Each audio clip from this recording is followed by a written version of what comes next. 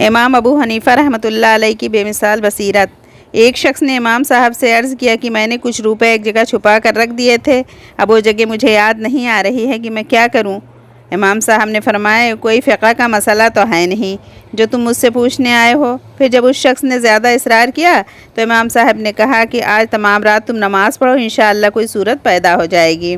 चुनांचे उस शख्स ने रात को नमाज़ पढ़ना शुरू ही किया था कि उसे याद आ गया उसने रुपए कहाँ रखे थे, और वो नमाज़ छोड़कर फ़ौरन अपना दफीना यानी छुपाया हुआ रुपया निकालने के लिए भाग खड़ा हुआ।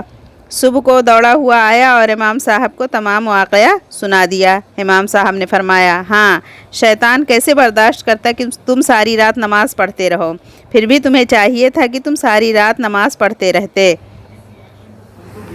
इमाम अबू हनीफ़ा की बसीरत देखिए कि उसके लिए ऐसा हल तजवीज़ फरमाया कि उस शख्स का काम भी हो गया और नमाज की तलक़ीन भी फरमाया।